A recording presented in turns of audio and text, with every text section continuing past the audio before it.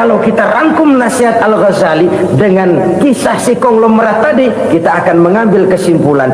Pertama, bekal terbaik dalam menghadapi gejolak kehidupan ini tidak lain adalah iman. Yang kedua, pahala dan dosa, dua hal kontroversial. Pahala adalah bekal, dosa adalah beban.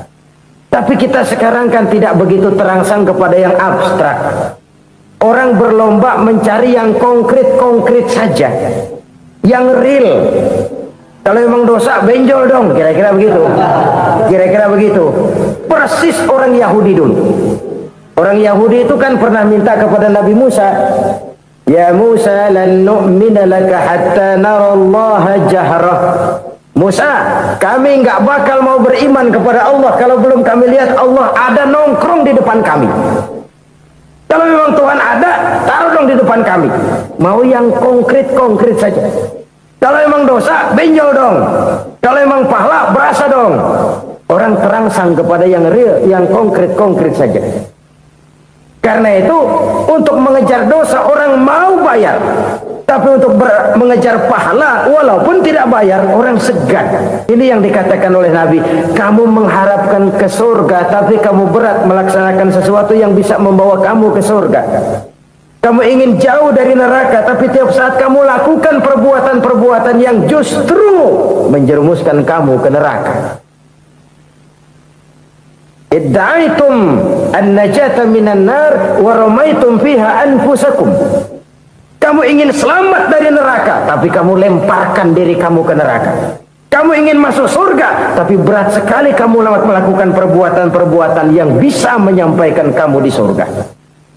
Saudara-saudara kaum muslimin rahimakumullah. Jadi hal keempat yang merupakan perbendaharaan surga adalah la haula wa la quwwata illa billah. Satu sisi ini merupakan ucapan yang memperberat timbangan akhirat.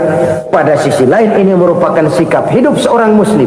Kesadaran batin yang sangat dalam bahwa tidak ada daya dan kekuatan kecuali Allah. Dan itu kita simbolkan pada saat memulai pekerjaan dengan Bismillah, dengan menyebut nama Allah. Satu kesadaran moral, saya hanya bisa melakukan ini karena diberikan daya dan kekuatan oleh Allah.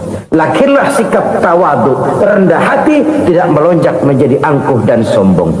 Selalu berusaha menyimpan sesuatu yang bisa membawa manfaat, baik untuk dirinya, untuk anak cucunya, maupun untuk keluarganya, untuk masa kini dan masa depannya.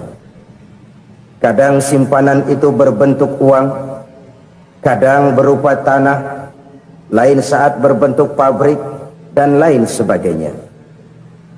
Sementara masa depan yang paling pasti adalah akhirat.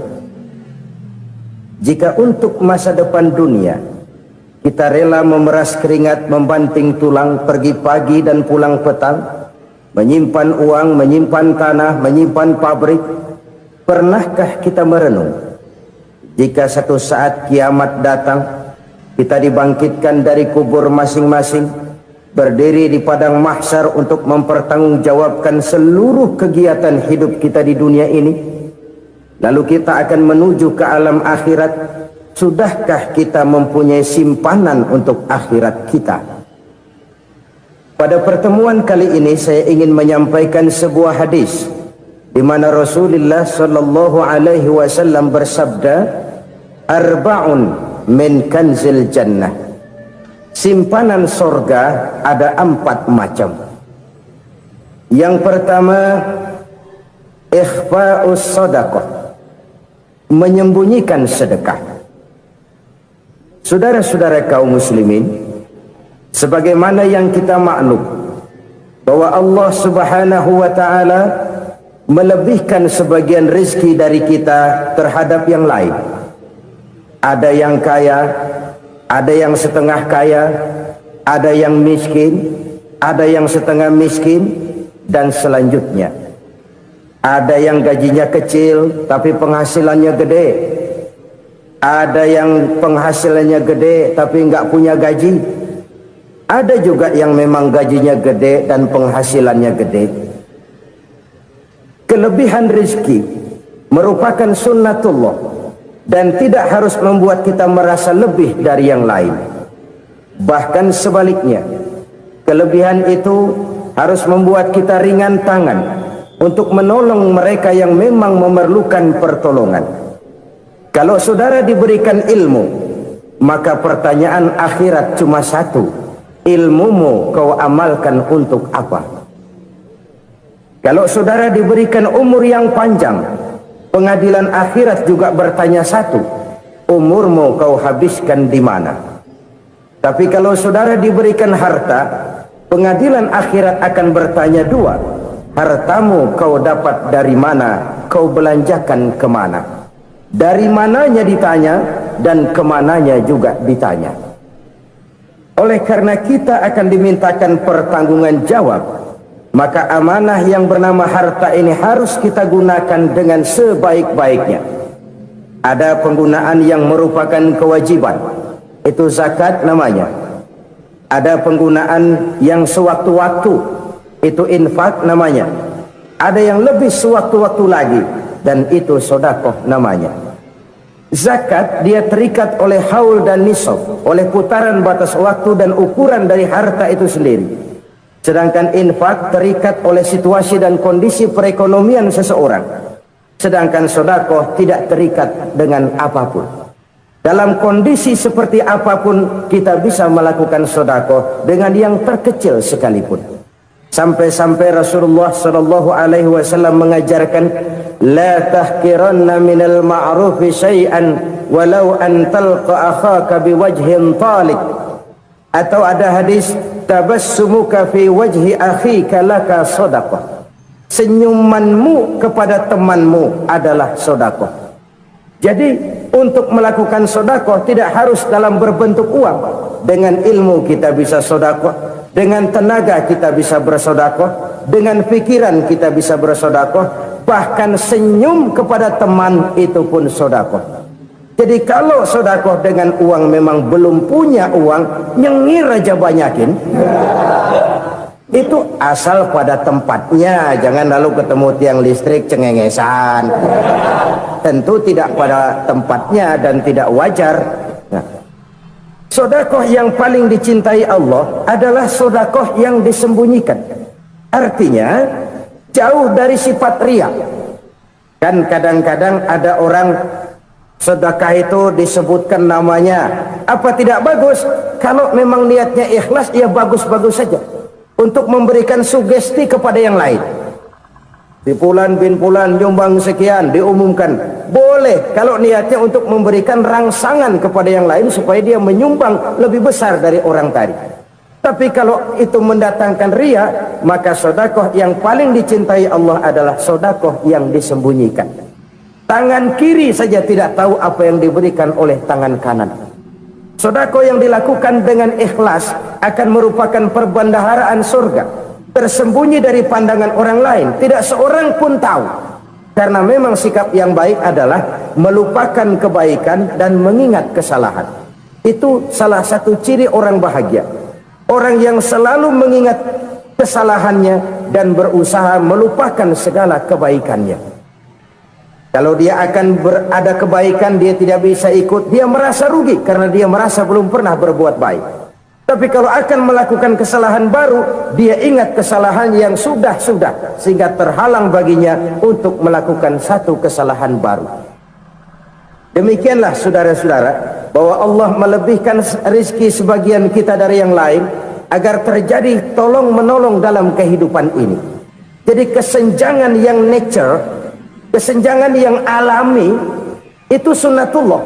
Ada yang kaya, ada yang miskin, ada yang kelas menengah. Nah, kenapa lalu sekarang kita berusaha mengentaskan kemiskinan? Oleh karena adanya kesenjangan struktural.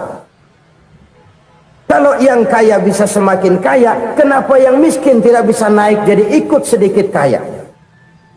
Sebab pada dasarnya Islam adalah agama yang sejak turunnya sudah berupaya memerangi kemiskinan. Bahkan dikatakan kemiskinan itu mendekatkan kepada kekufuran. Orang kalau miskin udah dekat banget sama kafir. Gampang menjadi kafir.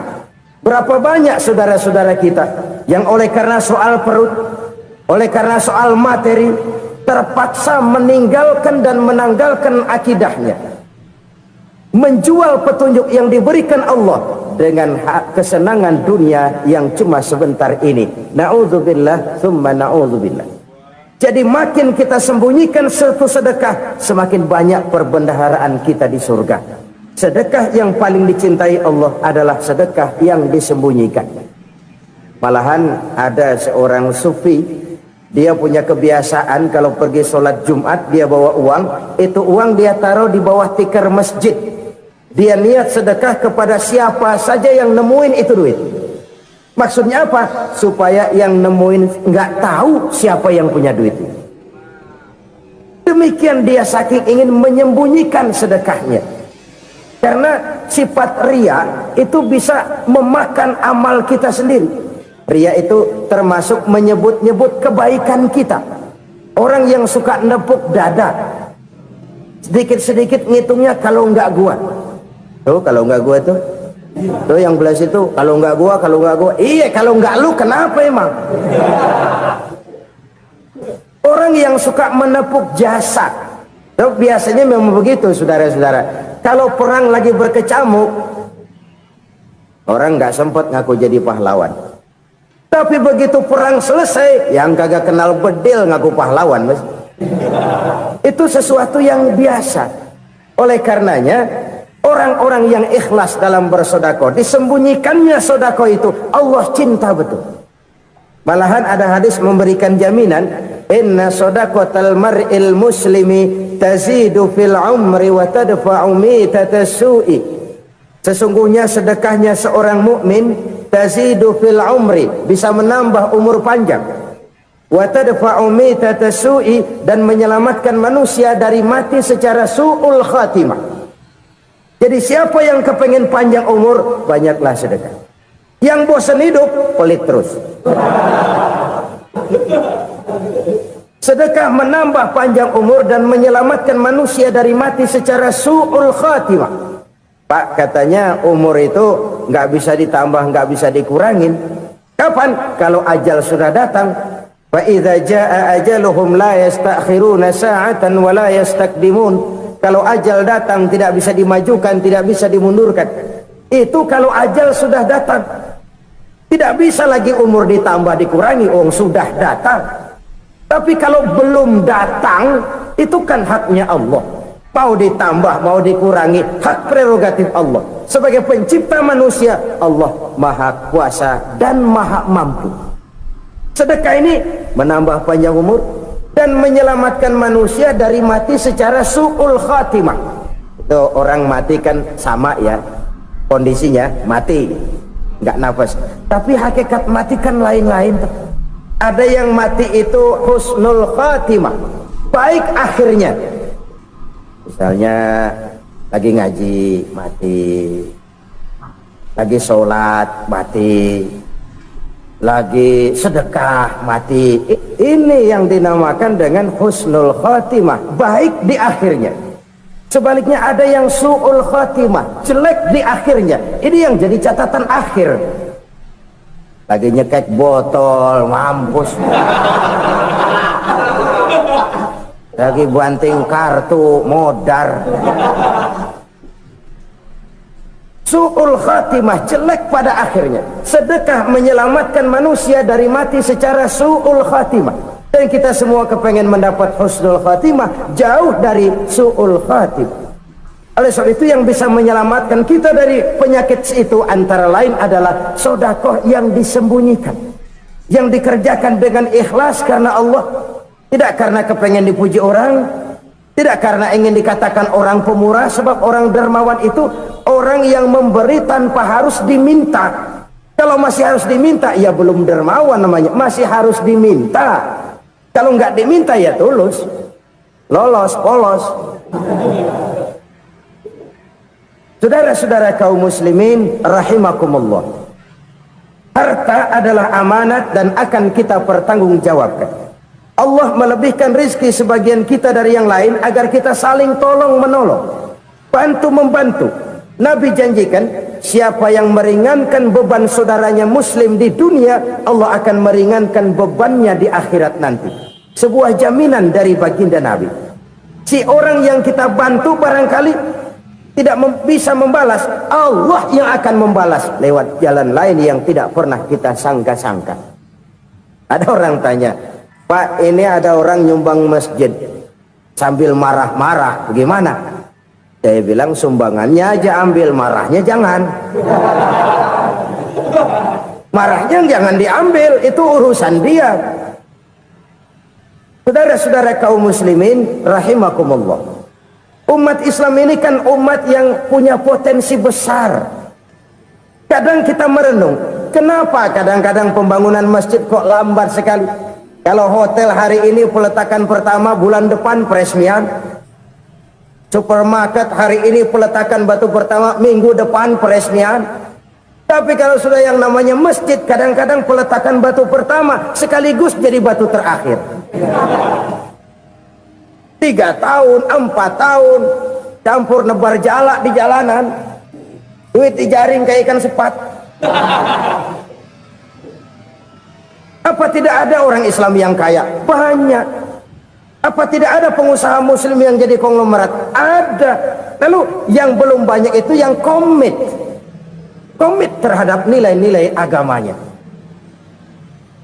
Akhirnya kita jatuh jadi umat yang lemah. Belum ada pengusaha konglomerat muslim buka pabrik supermi cap beduk misalnya umpamanya atau pabrik kecap cap sorban supaya identitas keislamannya sedikit kelihatan. Kita jatuh jadi umat yang lemah karena potensi tidak terinventarisir dengan baik. Kita ini ibarat kompor yang cuma matengin nasi orang lain.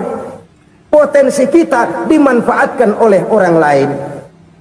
Ukhuwah Islamiyah kita baru terbatas kepada silaturahmi. Ukhuwah di bidang ekonomi kita lemah, ukhuwah di bidang kebudayaan kita lemah, apalagi ukhuwah di bidang politik kita lebih rapuh lagi. Padahal ukhuwah itu adalah totalitas kehidupan manusia, menyangkut ipolexosbud, memerlukan nilai-nilai ukhuwah. Jadi oleh karena itu mari kita menyadari, di dalam harta kita, walaupun kita yang cari, pergi pagi, pulang sore, peras keringat, banting tulang, di sana ada harta anak yatim, di sana ada hak masjid, di sana ada hak pesantren, di sana ada hak jihad. Berbahagialah seseorang apabila dia oleh Allah dijadikan keran. Keran itu menyimpan air, tapi tidak untuk dirinya, tapi disalurkannya kepada mereka yang memang memerlukannya.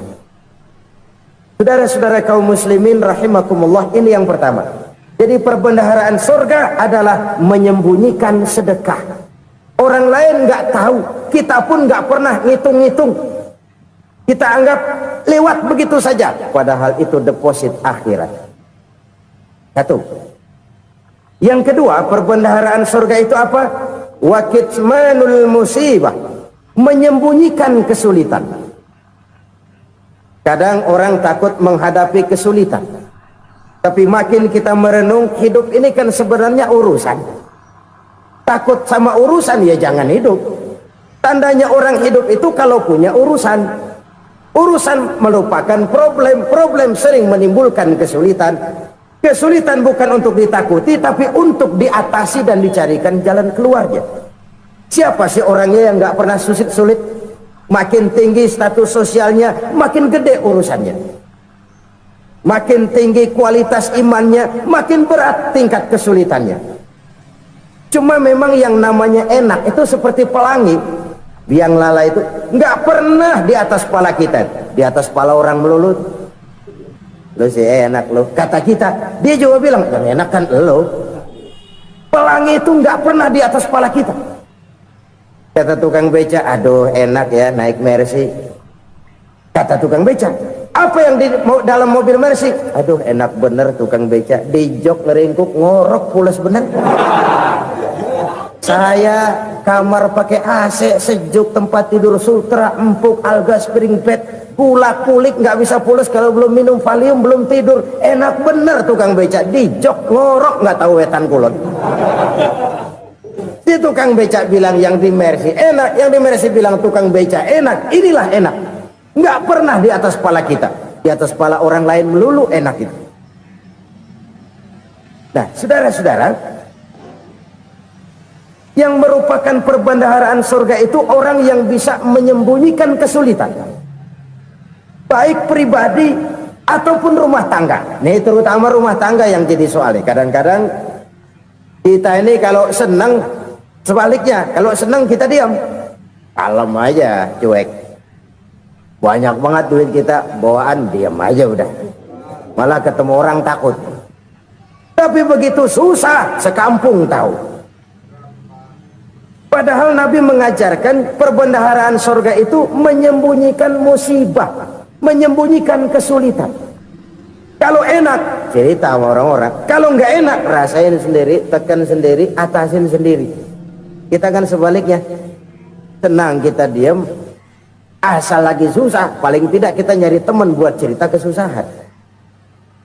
Siapa orangnya yang nggak pernah susah? Cuma soalnya bagaimana kita mengatasi kesusahan itu sendiri. Begitu juga misalnya kalau orang sudah berumah tangga, itu orang tuanya harus menjadi tempat dia cerita yang enak-enak saja. Yang nggak enak rasain berdua, selesaikan berdua, atasin berdua. Jangan dibalik. Asal senang diam, giliran susah aja. Maknya laporan. Terbalik, bisa menjaga security informasi.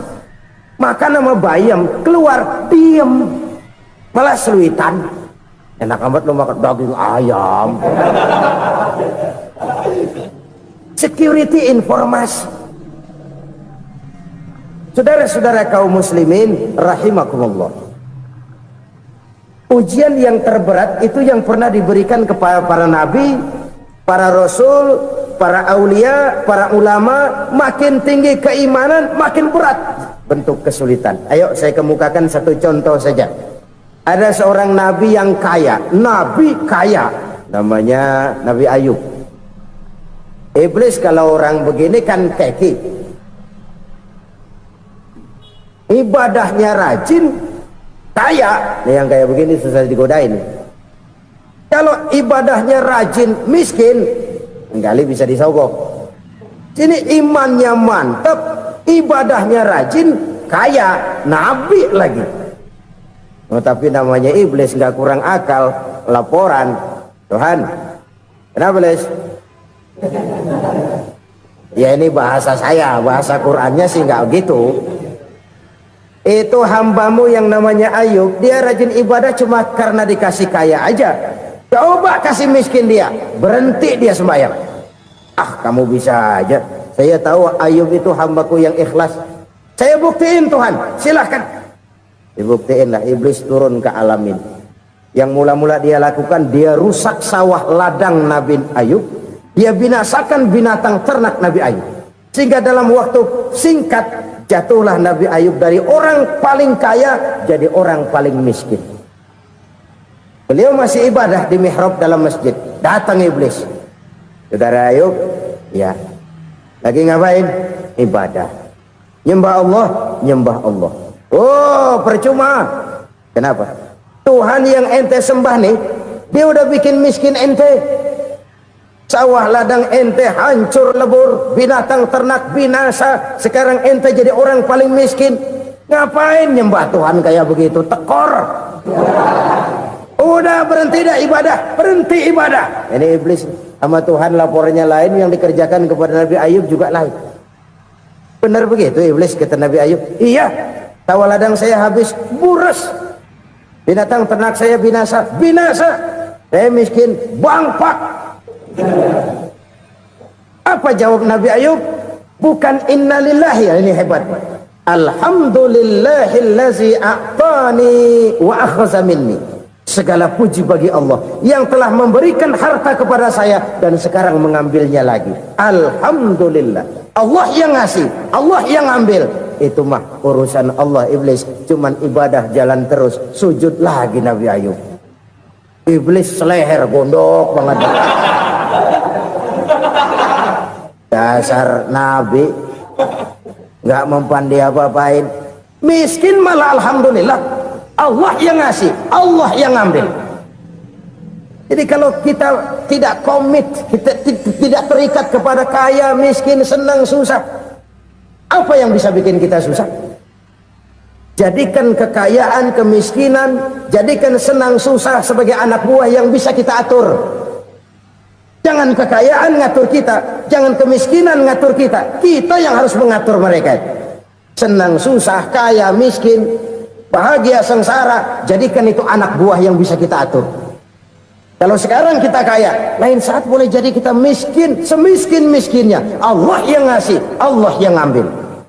Tenaga mana yang bisa menghalangi? Ibadah jalan terus, iblis makin gondok. Dasar nabi loh. Akhirnya apa? Nabi Ayub dikerjain, diberikan penyakit. Demikian fatal penyakitnya. Bayangin, udah miskin sakit. Masya Allah. Miskin sakit. Sakitnya nggak lama, kira-kira 16 tahun. Istrinya 3, 2 mental minta ceraiin. Ngerawatin laki bengek begini. Senang belum tentu, susah udah pasti nih. Cerai aja, cerai dah. Cerai. Tinggal satu Siti Rahmah yang setia menemani beliau. Sesetia-setianya hati perempuan. Satu saat Siti Rahmah bilang, "Bang, iya, abang kan Nabi, Bang.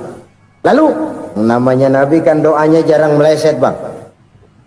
Maksud kamu minta kenapa sih sama Tuhan biar abang sembuh baik dah, Bang?" Siti Rahmah, "Iya, saya sakit berapa tahun sih dah?" 16 tahun, Bang. "Sebelum ini saya sehat berapa tahun?" "Ya kira-kira 60 tahun, Bang." "Nah, coba ente banding-bandingin, Rahmah. Saya dikasih sehat 60 tahun, dikasih sakit 16 tahun, sudah nggak sabar mau doa kepada Allah minta sembuh. Saya malu kepada Allah. Diuji dengan yang luar biasa seperti ini, tidak mengganggu stabilitas kehambaannya. Dia tetap menghamba kepada Allah Subhanahu wa ta'ala." Saudara-saudara kaum muslimin rahimakumullah, kunci menghadapi kesulitan itu apa? Allah jelaskan dalam satu ayat, "Wa basyiris sabirin alladzina iza asabathum musibah qalu inna lillahi wa inna ilaihi raji'un." Gembirakan orang-orang yang sabar. Siapa mereka itu? Yang apabila mendapat musibah mereka kembali kepada keyakinan dasar, segalanya dari Allah dan segalanya akan kembali kepada Allah. Ini konsepsi dasar dari sikap muslim dalam menghadapi berbagai kesulitan. Segalanya dari Allah, segalanya akan kembali kepada Allah. Kalau ini sudah kondisi dasarnya, maka kita akan lapang menghadapi kenyataan bagaimanapun pahitnya. Apakah itu namanya miskin, apakah itu namanya sakit, bahkan maut sekalipun. Segalanya dari Allah, segalanya akan kembali kepada Allah. Ini sikap hidup, bukan sekedar ucapan. Kita kadang-kadang menjadikannya sebagai ucapan. Mulutnya sehingga berhenti, innalillahi wa inna ilaihi raji'un, tapi nangisnya terus gerung-gerungan. Bukan itu, ini kesadaran moral. Kalau segalanya dari Allah, segalanya kembali kepada Allah, kan sebenarnya cuma nunggu giliran. Hari ini saya nyembayangin dia, entah hari apa saya disembayangin orang.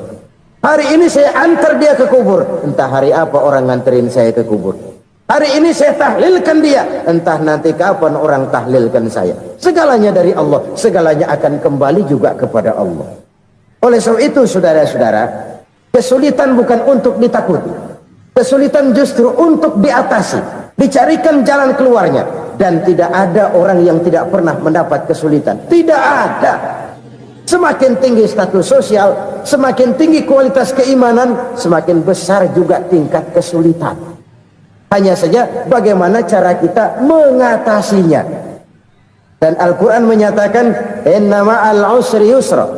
Di balik kesulitan itu pasti ada kemudahan. Roda itu berputar. Karena itu Rasulullah sallallahu alaihi wasallam mengingatkan kepada kita, ta'arraf ilallahi fir raha ya'rifka fis syiddah.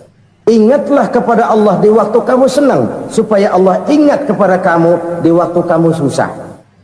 Kalau waktu senang kita ingat kepada Allah, kita susah, Allah tidak akan meninggalkan kita. Tapi kalau waktu senang kita jauh dari Allah, sujud tidak sempat, dengan masjid jauh, ketika senang kita lupakan Allah, nanti begitu kita susah, Allah lupakan kita, dan itu menyakitkan. Oleh karena itu orang-orang tua kita dulu bilang, kalau lagi sehat ingat-ingat lu bakal sakit nanti. Kalau lagi kaya ingat-ingat satu saat kita bakal jatuh miskin. Bahkan kalau lagi muda ingat-ingat kita bakal tua. Dan yang terpenting, kalau lagi hidup ingat-ingat kita bakal mati. Saudara-saudara kaum muslimin rahimakumullah. Jadi yang kedua yang merupakan perbendaharaan surga, menyembunyikan musibah. Saudara-saudara kaum muslimin rahimakumullah. Hal ketiga yang merupakan perbendaharaan surga adalah wasilaturrahmi. Orang yang suka bersilaturahmi. Sebagaimana yang kita maklum bahwa manusia adalah makhluk yang disebut zon politika, makhluk sosial yang tidak mungkin hidup sendiri-sendiri. Betapa dan siapapun kita memerlukan orang lain. Bodoh betul manusia kalau tinggal di tengah masyarakat tapi tidak mau bermasyarakat. Merasa hebat sendiri, pintar sendiri, gagah sendiri, kaya sendiri. Mungkin kalau mati juga ngubur sendiri. Jangankan kita di sini, di sorga saja Nabi Adam waktu sendirian bengong melulu, mondar mandir. Allah tegur dam sepi dam. Ya ini kalau bahasa saya. Iya Tuhan, sepi ini nggak ada coret-coretan pisan ini. Diciptakan Siti Hawa baru anteng Nabi Adam. Itu di surga. Cobalah. Umpamanya saudara tinggal di Jakarta nih. Kaya bener. Apaan aja di Jakarta punya saudara dah. Jembatan Semanggi ambil. Monas, Buntel bawa pulang. Hotel-hotel ambil semua. Cuman tinggal di Jakarta sendirian, apa enaknya? Betapa dan siapapun kita perlu orang lain. Tidak ada seorang pun yang bisa memenuhi kebutuhan hidupnya secara sendiri-sendiri. Nah, Islam telah menyelamatkan manusia dari ras diskriminasi, mengikat manusia dengan persaudaraan yang berlandaskan kepada akidah. Karena itu dianjurkan bersilaturahmi. Bahkan Nabi menyatakan, man arada ayyubsata lahu fi rizqihi wa yunsa'a fi atharihi falyasil rahimah.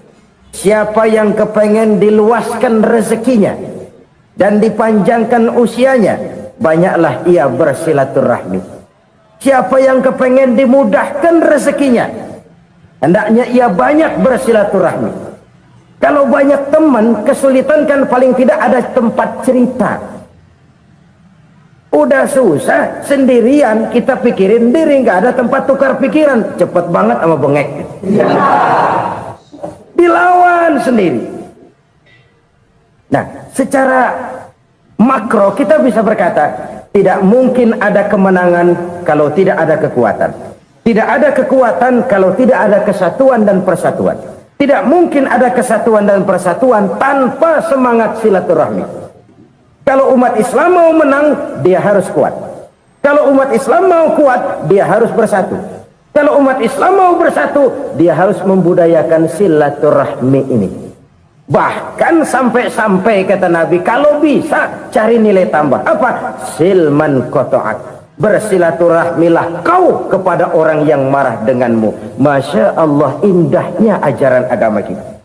Orang yang marah pun kepada kita, kata Nabi, kalau bisa bersilaturahmilah kepadanya, kepada orang yang marah itu. Di situ nilai tambah. Cuman jujur nih hadis, ngucapinnya gampang, ngamalinnya yang berat banget. Orang marah sama kita disuruh silaturahmi, ada apa malu? Lu marah, ada gua marahan lagi. Tunggu pikirin. Saudara-saudara kaum muslimin rahimakumullah. Tapi ini yang diajarkan, bahkan ini yang dicontohkan oleh baginda Rasul. Bagaimana begitu mudah, misalnya satu saat Abu Jahal ini ngatur strategi bagaimana bikin Muhammad celaka. Dia gali lubang di depan tempat tidurnya. Dia tutupin daun korma. Terus dia panggil seseorang, ke sini. Kasih tahu Muhammad, pamannya sakit keras, minta ditengokin. Berangkat orang ini ke sana. Muhammad, labbaik. Pamanmu sakit keras, dia minta ditengokin. Baik, saya akan datang menjenguk beliau. Berangkatlah Nabi ke rumah Abu Jahal tanpa prasangka apapun. Abu Jahal udah pasang setil, selimut 3 rangkap setengah dipakai, persis kayak orang meriang. Tapi sembari ngintip dari balik selimut. Begitu Muhammad buka pintu, nah masuk perangkap nih. Muhammad jalan menuju tempat pembaringan. Makin lama makin dekat, makin lama makin dekat, makin dekat ke lubang yang dipasang oleh Abu Jahal itu. Dalam hati Abu Jahal, terus dah jatuh, mampus dah lo ini. Mampus lo hari ini nih. Apa yang terjadi? Malaikat Jibril datang. Muhammad, pamanmu cuma pura-pura sakit. Di depan tempat tidurnya ada lubang perangkap supaya kamu jatuh ke situ. Sudah, kamu pulang. Balik kanan Nabi. Sudah hampir jatuh ke lubang, balik kanan, pulang. Bayangin kecewanya Abu Jahal. Muhammad dikit lagi, Muhammad dikit lagi. Enggak paman, saya pulang aja. Emosi bangun dari tempat tidur, enggak sadar kalau lagi pura-pura sakit. Lompat ngejar Nabi, dia lupa dengan lubang yang dia gali. Usrak, nyemplung sendiri ke dalam lubang.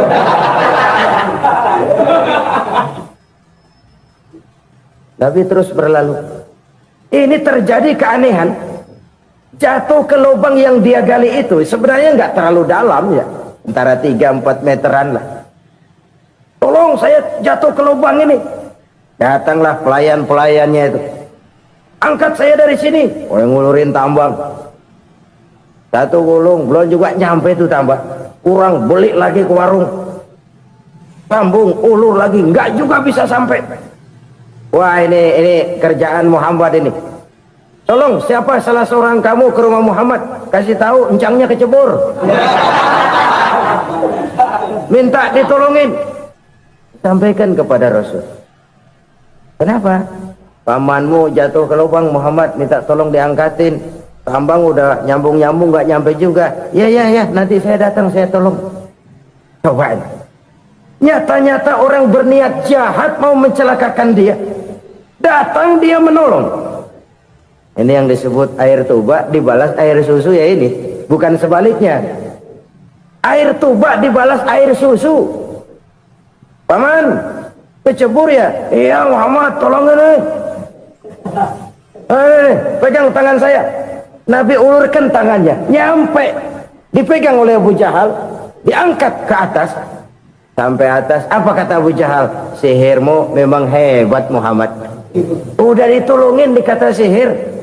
Yang enak kita kemplang kan itu orang begitu. Urusan apa? Tapi inilah akhlak. Kalau bisa kamu bersilaturahmilah dengan orang yang marah kepadamu sekalipun. Orang marah kita tetap baik. So, kalau kita berbuat baik sama orang yang memang baik, rasanya sih biasa-biasa aja. Orang baik kita baik lagi, ya draw aja, belum ada nilai tambah di situ. Baru ada nilai tambah kalau kita bisa berbuat baik kepada orang yang nyakitin kita. Itu namanya kita setingkat di atas dia. Dia sakitin kita, kita berbuat baik sama dia. Dia pelit sama kita, kita baik sama dia. Dia marahin kita, kita deketin dia. Di situ kita punya nilai tambah.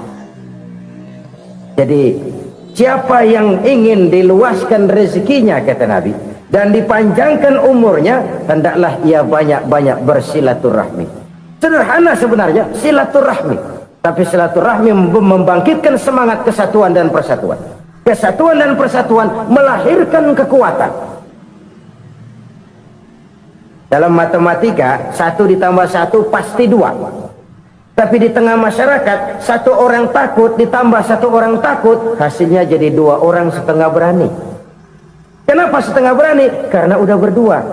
Tadi pan takut sendirian. Kalau dia kumpul turu-turu takutlah jadi berani.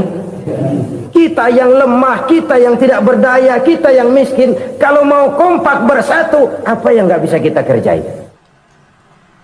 apalagi tinggal di kota besar. Pilihan cuma dua, bertahan atau minggir. Bertahan atau minggir.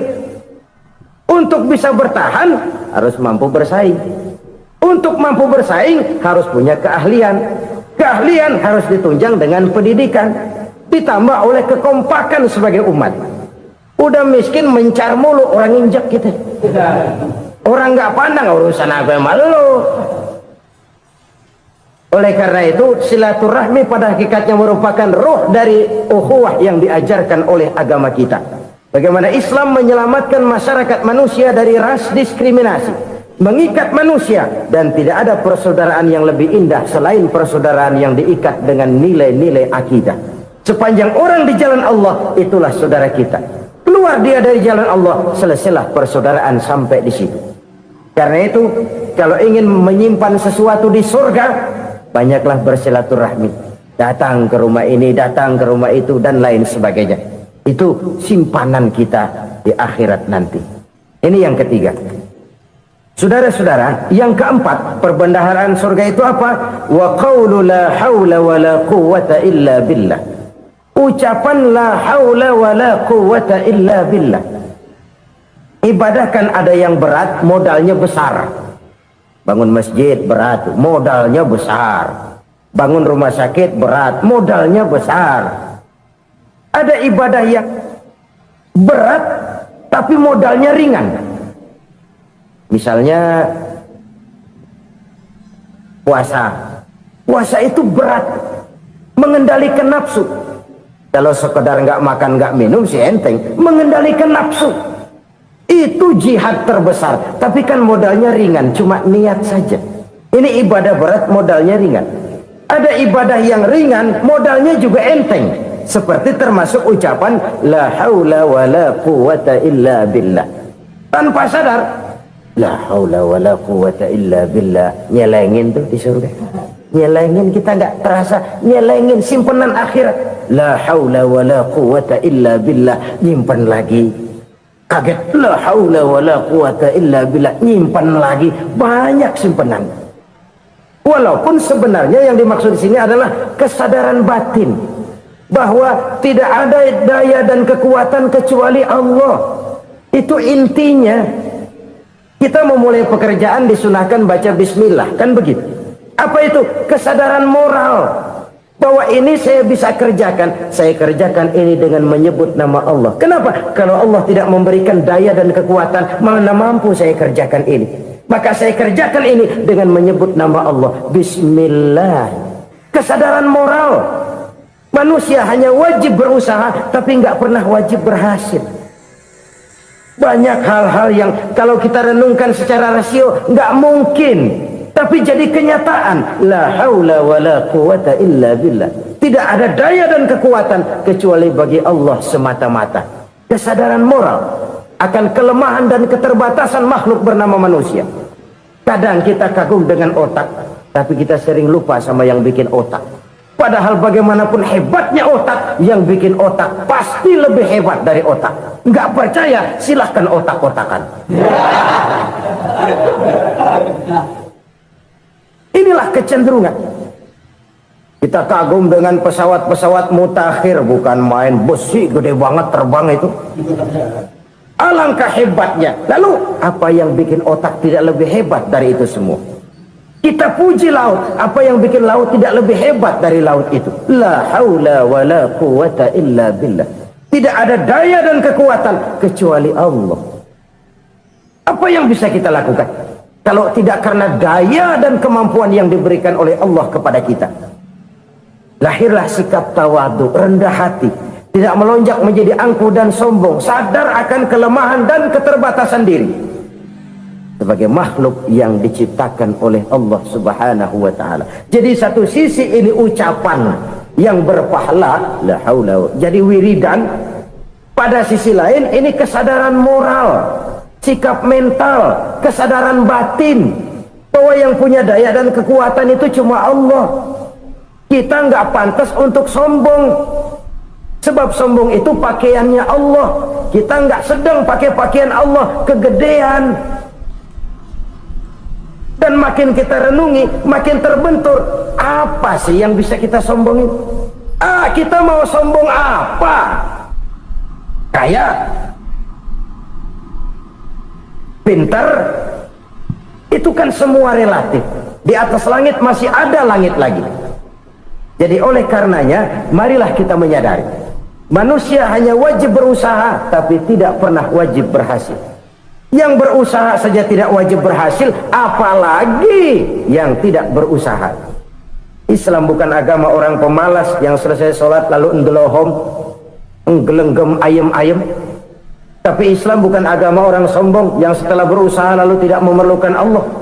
Kita bisa saja bikin proyeksi, tahun sekian kita bakal panen besar menurut perhitungan otak. Tapi ada kejadian lain. Apa? Tikus ngambek. Habis itu dimakanin tikus, panen gagal. Proyeksi rasional gagal oleh tikus-tikus yang ngambek itu. Bisa saja terjadi. Tahun depan kita panen besar, urung. Kenapa? Musim panas panjang. Dan sekarang ini koran-koran bikin berita musim mengalami penyelewengan. Bukan cuma manusia yang nyeleweng sekarang. Musim pakai nyeleweng. Mestinya kan musim hujan udah selesai, masih hujan-hujan juga. Musim. Nah sekarang kita boleh bikin proyeksi, kita bakal panen besar. Tahu-tahu musim panas panjang, sawah retak, air kering. Cari teknokrat yang paling botak, suruh pendekin tuh musim panas. La haula wa la quwata illa billah. Inilah kesadaran moral. Saudara, saya teringat satu saat ada seorang konglomerat. Umurnya ya kira-kira 70-an. Satu saat dia ditanya oleh wartawan, "Pak, umur Bapak berapa sih?" "Ya paling 10 tahun." 10 tahun? 10 tahun? Anak Bapak berapa orang? Aduh. Satu saja? Satu. Harta Bapak berapa? Ya paling-paling bangsa 7 juta kali. 7 juta? Iya. Pak, kenapa Bapak bohongi saya? Bapak punya buku biografi. Koran-koran, majalah-majalah banyak memuat cerita riwayat hidup Bapak. Saya tahu umur Bapak 70. Kenapa bilang cuma 7 tahun? Saya tahu anak Bapak 8. Kenapa cuma bilang 1? Saya tahu harta Bapak miliaran, mungkin triliunan, pabrik di mana-mana, bank di mana-mana. Kenapa bilang uang Bapak cuma 7 juta? Nah, kata si konglomerat tadi, kamu benar nak, kamu benar. Umur saya kalau jumlahnya memang 70 nak. Cuman ingat-ingat saya, baru 7 tahun terakhir ini saya sujud. Baru 7 tahun terakhir ini saya berusaha dekat dengan Allah. Saya laksanakan perintahnya, saya jauhi larangannya. 7 tahun inilah rasanya yang ada nilainya di hadapan Allah. Yang 63 tahun matong, kelabu, kelem umur gue. Habis untuk maksiat, untuk munkarat. Maka ketika ditanya tadi, umur saya 7 tahun itu. Oh begitu Pak. Oh iya. Lalu anak Pak, anak Bapak kan 8. Kenapa bilang cuma 1? Nah, kalau jumlah hitungannya memang anak saya 8. Tapi dari 8 orang ini rasanya cuma 1 nih yang bakal jadi buah hati, belahan jantung, pelanjut cerita, penerus sejarah, bakal jadi anak soleh yang akan mendoakan saya. Cuma 1 rasanya anak saya ini yang bakal jadi buah hati saya, besar-besaran saya, yang akan mendoakan di kubur saya, yang akan mendoakan di akhirat saya. Yang 7 orang mana? Masya Allah, yang 1 tenggeng, yang 1 nyekek botol nolo, yang 1 nggak karu-karuan. Makanya saya bilang 1 anak saya yang akan bisa mendoakan saya. Oh begitu Pak. Iya. Nah harta Pak, harta Bapak kan triliunan, pabrik Bapak di mana-mana, uang Bapak hampir di tiap bank-bank besar. Kenapa bilang cuma 7 juta? Betul kau nak. Harta saya kalau jumlahnya memang miliaran, triliunan mungkin. Tapi yang saya ingat baru 7 juta tuh yang saya belanjakan di jalan Allah. Saya nyumbang masjid, saya santuni yatim piatu, saya bantu pembangunan pesantren, saya bantu pembangunan rumah sakit Islam. Itu yang akan saya bawa pulang ke akhirat, yang 7 juta itu. Yang triliunan itu nanti akan diperebutkan oleh anak-anak saya sebagai waris saya. Jadi harta saya 7 juta itu yang bakal nemenin saya di akhirat, yang akan saya bawa pulang jadi teman saya. Saudara-saudara kaum muslimin, jangan-jangan orang tua itu adalah kita-kita ini. Jangan-jangan kita-kita ini adalah orang tua itu. Jangan-jangan itu potret dari diri kita masing-masing. Dari sekian umur yang diberikan Allah, berapa tahun yang ada nilainya di hadapan Allah? Dari sekian anak-anak yang merupakan amanah, berapa yang akan mendoakan kita sebagai orang tuanya menjadi anak soleh? Dari sekian banyak harta yang diberikan Allah, berapa yang akan kita bawa pulang menghadapnya nanti, yang kita belanjakan di jalan Allah? Ini sebuah potret kehidupan. Karena itu kita kembali kepada la haula wa la quwwata illa billah. Kita wajib berusaha, kita wajib berikhtiar. Selebihnya segala daya dan kekuatan hanya milik Allah saja semata-mata. Satu kesadaran batin dari setiap pribadi muslim.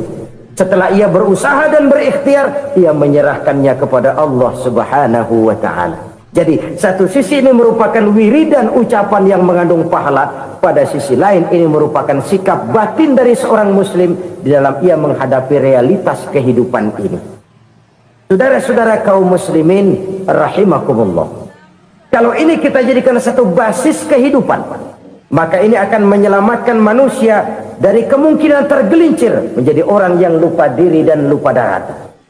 Sebab itu Imamul Ghazali berpesan, jadidis safinah fa innal bahra amiq wa khuziz zad fa inna safara ba'id wa khaffifil hamla fa innal hamla sadid. Perbarui selalu kapalmu karena lautan sangat dalam. Bawa bekal yang banyak karena perjalanan ini sangat jauh. Ringankan beban karena kebanyakan beban akan menyakitkan. Alangkah indah kalimat ini, alangkah dalam makna yang terkandung di sana. Perbarui selalu kapalmu karena lautan sangat dalam. Apa artinya ini? Jaga mentalmu baik-baik, pelihara imanmu baik-baik, karena hidup penuh cobaan seperti lautan. Kita kalau berlayar di lautan kan kadang-kadang tenang, angin bertiup sepoi-sepoi basah. Jika malam datang, bintang gemintang bertabur menghias cakrawala, rembulan memantulkan sinarnya dengan indah. Dalam keadaan begitu berlayar enak, tapi lain saat ombak menggunung, halilintar menyambar, angin topan bertiup. Berapa banyak sudah saudara-saudara kita yang tenggelam di lautan dunia tanpa sadar bahwa dia belum sampai kepada pantai yang akan dituju. Berapa banyak sudah saudara-saudara kita yang tenggelam di lautan dunia ini tanpa sempat bangkit lagi. Dia menyangka sudah sampai kepada tujuannya. Hati-hati kapal jangan sampai bocor karena lautan sangat dalam. Iman ini jaga baik-baik karena hidup penuh dengan ujian. Wa khuzizat fa inna safara ba'id. Bawa bekal yang banyak karena perjalanan sangat jauh. Saudara mau ke Bandung, bawa duit. Saudara mau ke Surabaya, banyakkan lagi duitnya. Saudara mau ke Mekah, gepokan, iketan tuh duit, nggak lembaran lagi. Makin jauh perjalanan, makin banyak bekal yang harus kita bawa. Kalau saudara dari Jakarta mau ke Surabaya, kagak bawa duit berangkat juga, itu sih bukan berani namanya, nekat. Sampai Surabaya belum tentu, sengsara di jalan udah pasti. Kenapa? Nggak bawa bekal berangkat. Sama juga kita nih, misalnya belum sempat sembahyang, mati. Waduh, berani banget orang. Belum punya bekal, mati. Sengsara di jalan. Atau bekal tidak cukup. Dari Jakarta saudara mau ke Surabaya, bawa duit 500 perak. Paling jauh Cikampek nyampenya itu. Paling jauh itu. Antara jauhnya perjalanan dengan bekal yang saudara bawa tidak seimbang. Hidup ini perjalanan panjang, a walking tour. Dimulai dari alam arwah, sebelum jasad diciptakan, roh diciptakan lebih dulu. Dari situ pindah ke alam rahim, dari alam rahim pindah ke alam dunia, dari alam dunia pindah ke alam barzah, baru menuju akhirat. Satu perjalanan panjang. Kalau bekal tidak bawa, sengsara di jalan. Bawa bekal yang banyak karena perjalanan ini sangat jauh.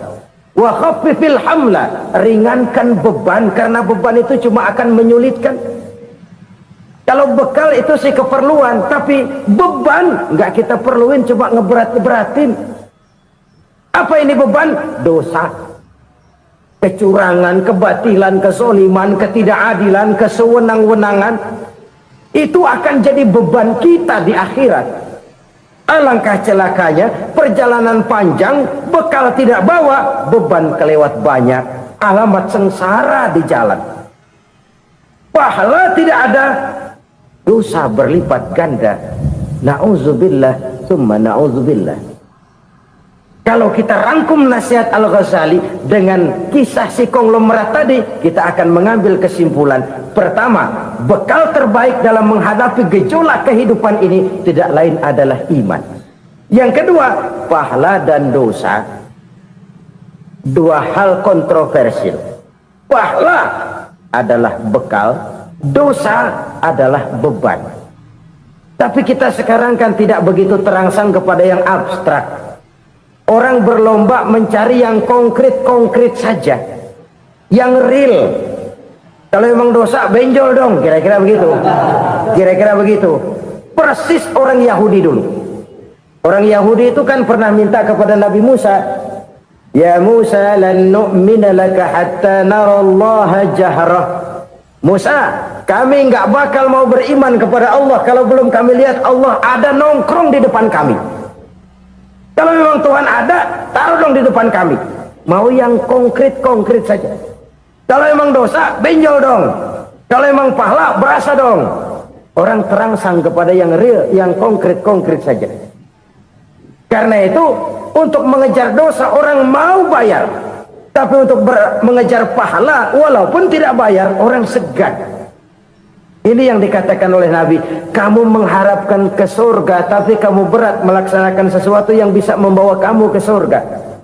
Kamu ingin jauh dari neraka, tapi tiap saat kamu lakukan perbuatan-perbuatan yang justru menjerumuskan kamu ke neraka. Idda'aitum an-najata minan nar wa ramaitum fiha anfusakum. Kamu ingin selamat dari neraka, tapi kamu lemparkan diri kamu ke neraka. Kamu ingin masuk surga, tapi berat sekali kamu melakukan perbuatan-perbuatan yang bisa menyampaikan kamu di surga.